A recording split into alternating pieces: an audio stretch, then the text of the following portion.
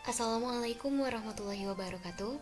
Kami dari kelompok 4 akan menjelaskan terkait dampak dan masalah inversi temperatur yang terjadi pada troposfer.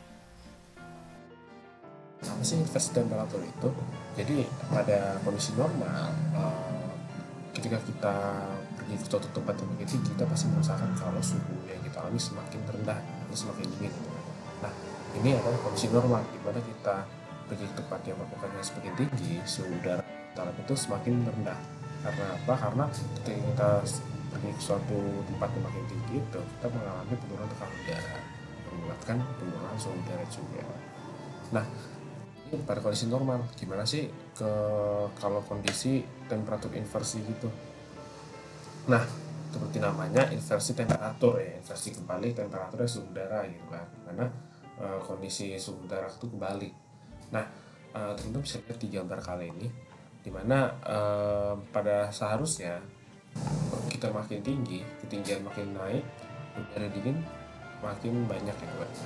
Namun pada kondisi inversi temperatur dimana di ketinggian yang rendah udaranya makin dingin. Nah, jadi inversi temperatur itu fenomena di mana temperatur udara di permukaan bumi itu meningkat sering dengan ketinggiannya, bukan malah turun gitu kan. Nah, apa sih efeknya?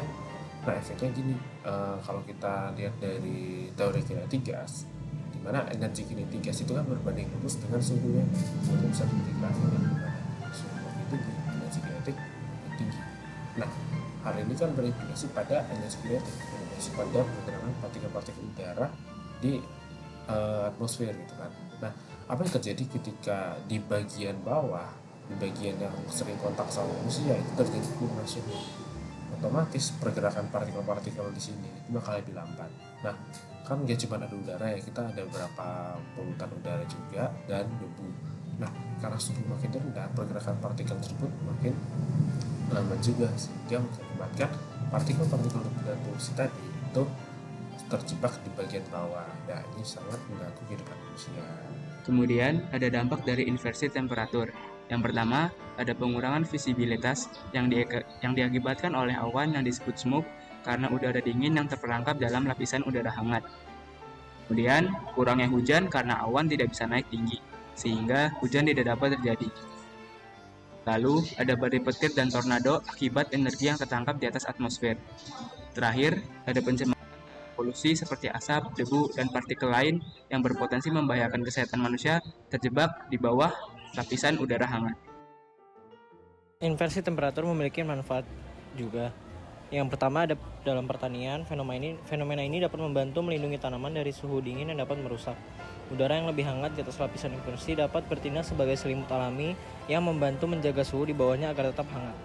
Lalu yang kedua ada untuk pencegahan polusi. Inversi temperatur juga dapat bermanfaat dalam pencegahan polusi. Fenomena ini dapat mempengaruhi aliran udara sehingga dapat menghalangi penyebaran polutan dari suatu daerah ke daerah lain. Hal ini dapat membantu mengurangi polusi udara di daerah yang terkena dampaknya.